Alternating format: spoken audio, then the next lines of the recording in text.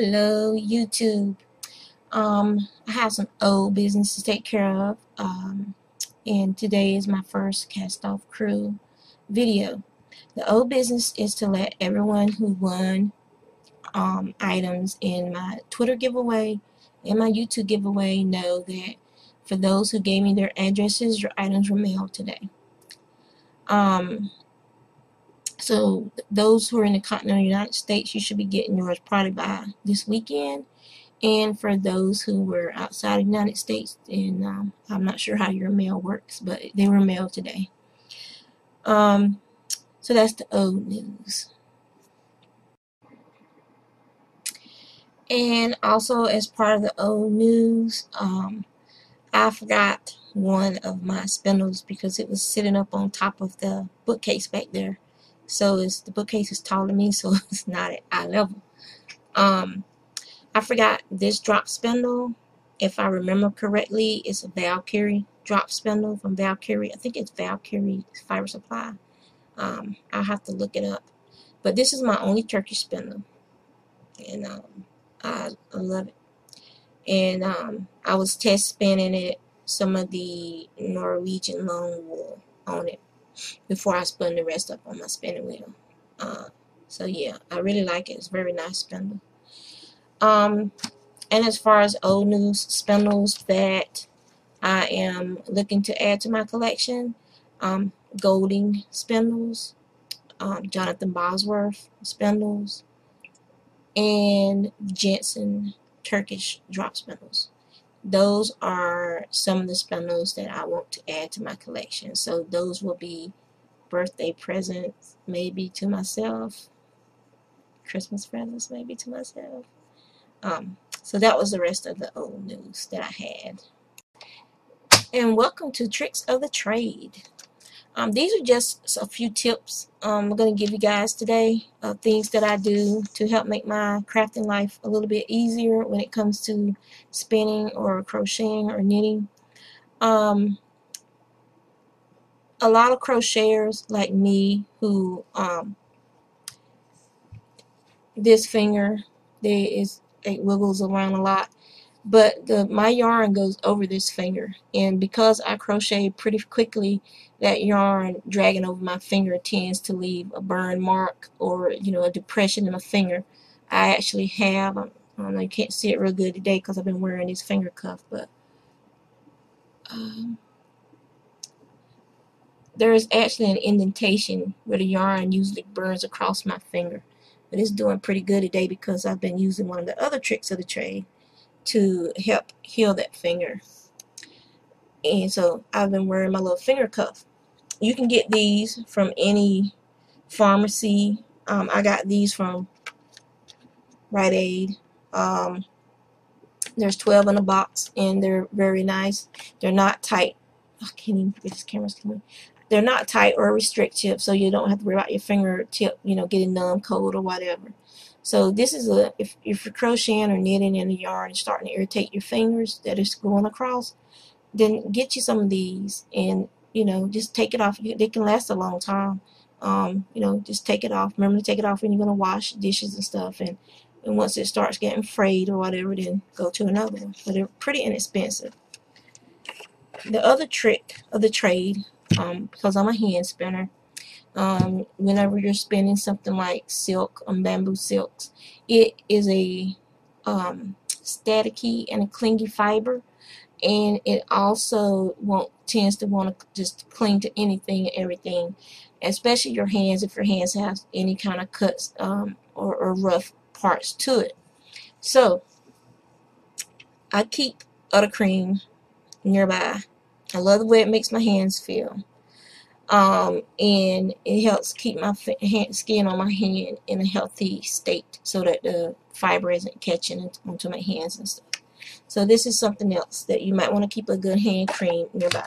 I also have, this is beeswax that I buy from the Bee Folk. Whenever I go to Maryland Sheep and Wool, I always get me 2 of these. 2 of these will last me about a year, and I use this on my hands, on my lips on really cold days, and I use this on my feet because ever since I got diagnosed with diabetes, I've noticed that my skin is a lot drier on my feet and legs, and this helps hold the moisture in better. So you need to take care of your skin.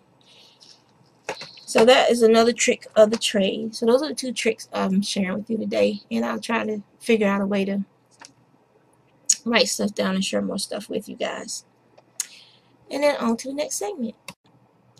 Okay, today's segment, main segment for my first cast off crew video, is going to be about fiber, because I love to spin. And I'm just going to share some of the stuff that I've learned about fiber, and maybe, you know, if you're a new spinner, or if you're even an old spinner, you never know what, you might learn something different. So I'm just going to share a little bit with you about how I prepare my fiber, and how some of that fiber, what forms it comes in. Alright, now I have a carder downstairs in the basement, a drum carder, and I use it to make bats. So this bat is actually some mill-end roving that I got from the Sheet Shed Studio, which they get the brown mills ends, and then they resell them. But this is some mill-end roving as mixed with a little bit of mohair that I added to it myself. I'm not allergic to mohair. I have no problems with it. Neither am I allergic to Angora, which I forgot to get the Angora, so I'm going to have to probably stop the video to get the Angora for you guys. But this is one form that you may get your fiber in.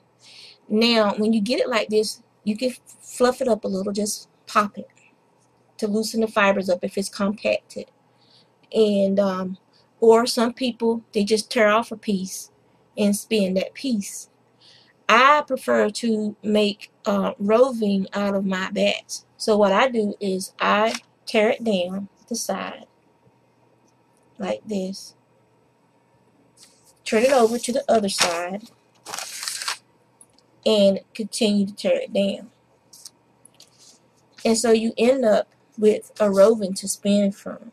The other step after I do this is I like to pre-draft all of my thick ropes of fiber and my bats, because it makes my spinning go a lot quicker if I'm not sitting there having to stop and draft out really dense sections, or sections that might be a little matted from where, you know, sometimes mail isn't handled as gently as it should be. So you might have like a little section that got a little felted. And if you pre-draft that fiber, then you don't have to deal with that while you're spinning it, because you've already done it. So sometimes it's better to take that extra time and go ahead and prepare your fiber before you start spinning. It'll make the experience a lot more enjoyable. So how I draft is, first I try to find out about what my staple length is. And this is a good, I'm going to guess, 3.5 to 4 inches of fiber. And I'm about right, 3.5 to 4 inches of fiber. So I know about every 3 inches I need to move my hands. So my hands are about 4 inches apart, and I'm just going to pull gently. I'm going to put my hands where I stop pulling, and then pull gently again. And I go down the entire length of the bat like that. If you have some fiber that might have a little vegetable matter in it, little bits of straw and grass, then you can pick out some of that as you're drafting. A lot of it will fall out as you're drafting and spinning it. But if you're trying to spin for a very nice project, then it's best to try and clean that fiber as much as you can, because you do not want vegetable matter rotting in your finished product. It's not a good scenario for the life of that wool, or the project that you're making. So that is what I do when I pre-draft a bat. So that's one form of way you get your fiber, is in a bat form. Okay, the next way you'll get your fiber is in a braid. And this is a braid. This is some mulberry silk.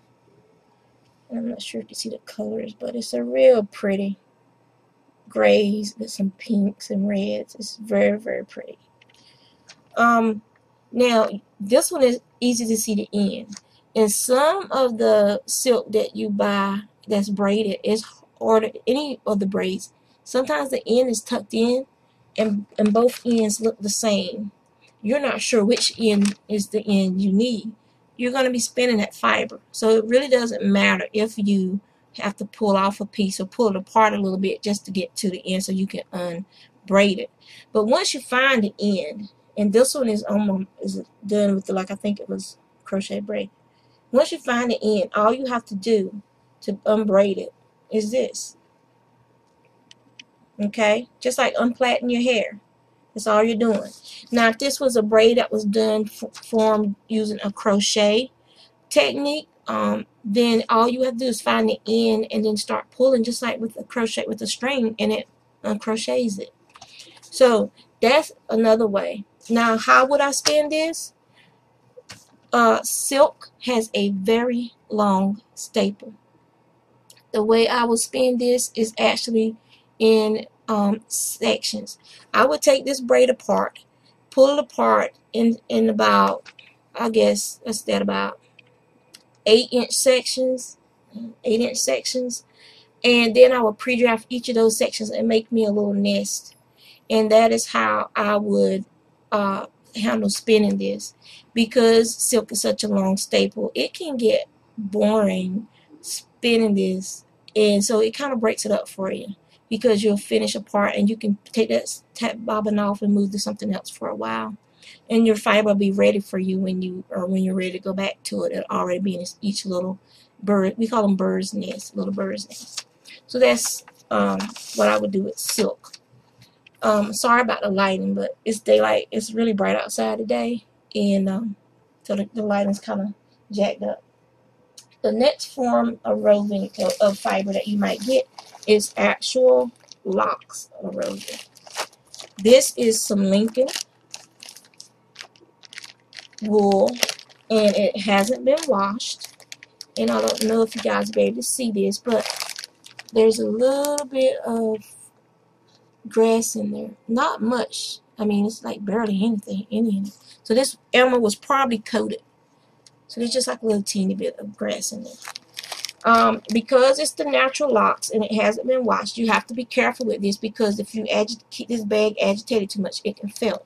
And this is what the lock looks like. This is a long wool, and it has a very long staple. That's one of the locks.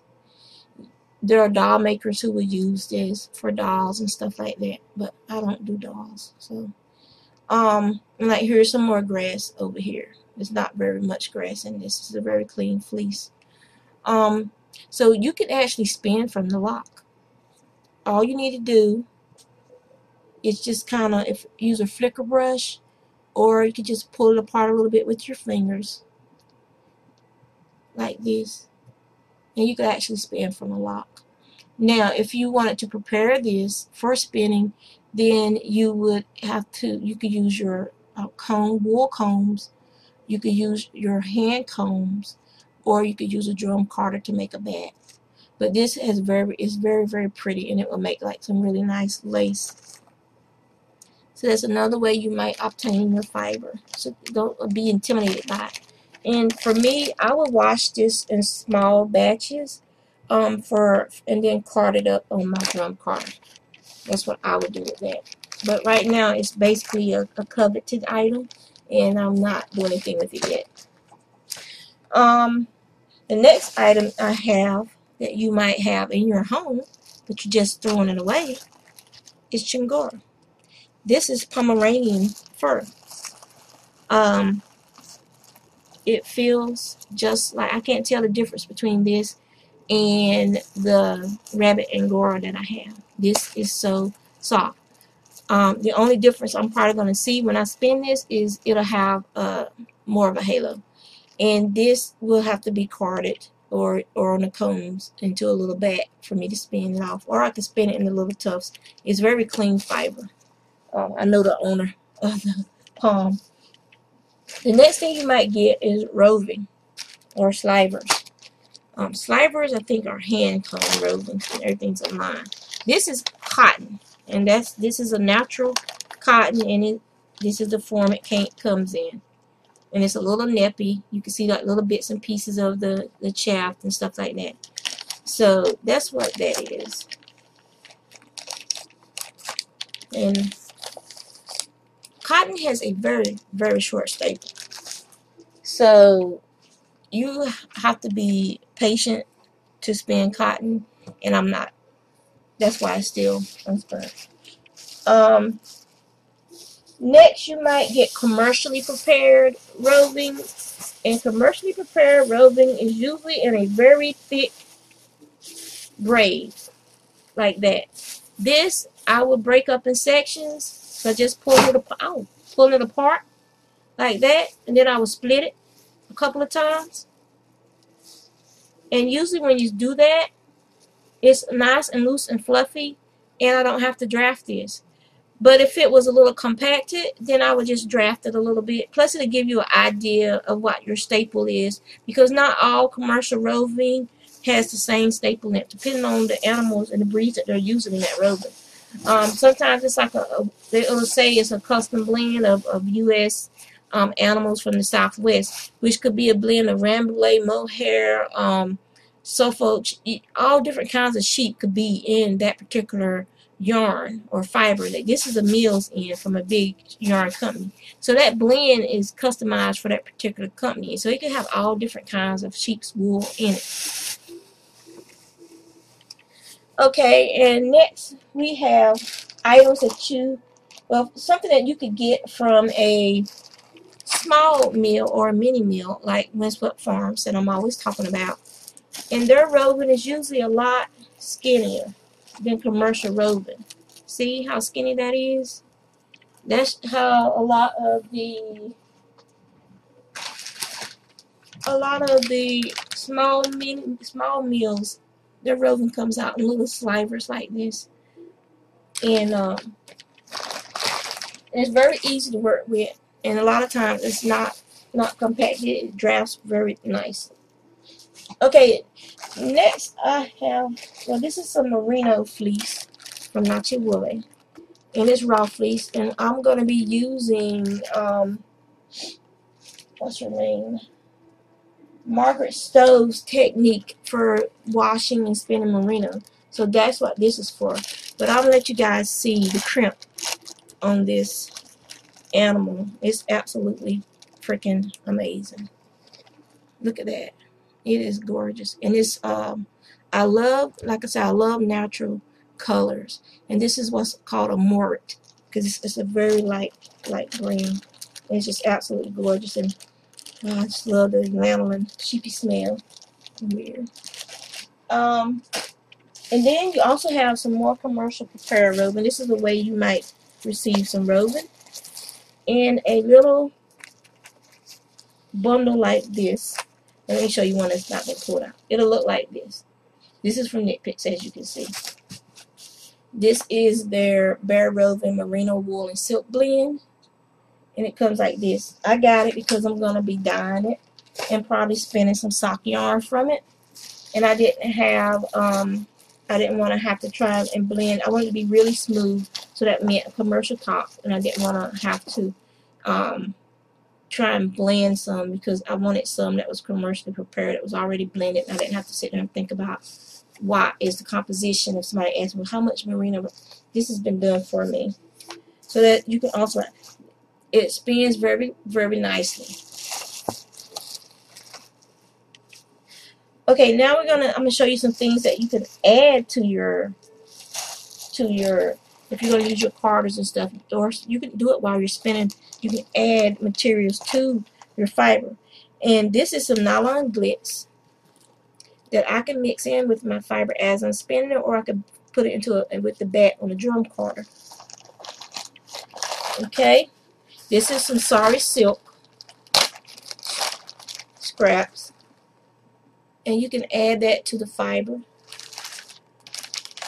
or you can spin it as it is. It'll be real nappy. It will add some texture to the fiber. Here's some more nylon glitz. This is Angelina, You add that. This is a watermelon. It says watermelon, but it's more of a hot peach. It's a more sorry silk. And there's some more.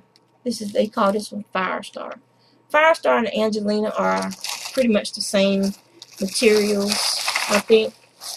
So those are items you can add to your fleeces to give it some texture, some color, some interest, some sparkle.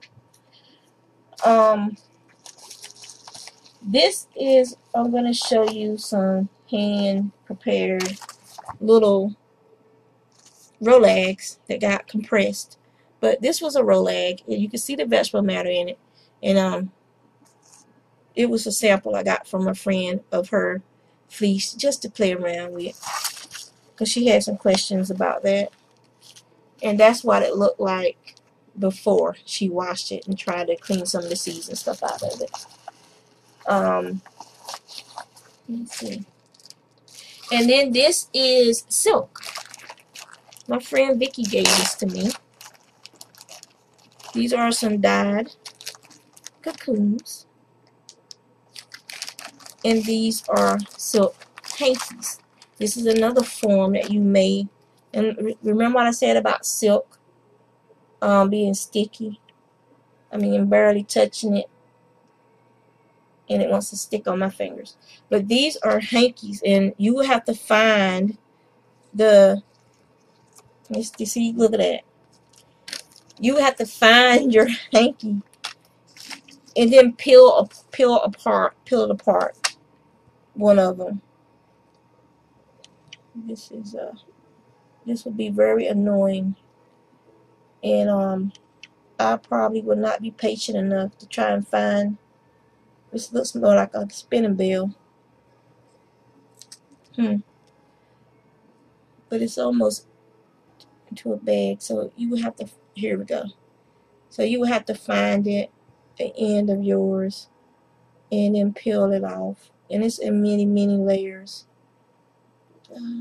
See, it's in layers. I saw a video of them showing them putting these layers together. So you just keep peeling around until you got one of yours free.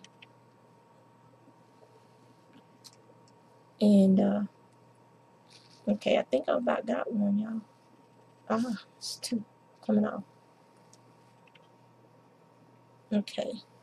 Alright. Okay, about got one off. But as you can see, that silk was kicking my butt at the end of the video there. So I hope you guys enjoyed my first cast off Monday. I enjoyed making it. And remember, spinning saves lives, one fleece at a time.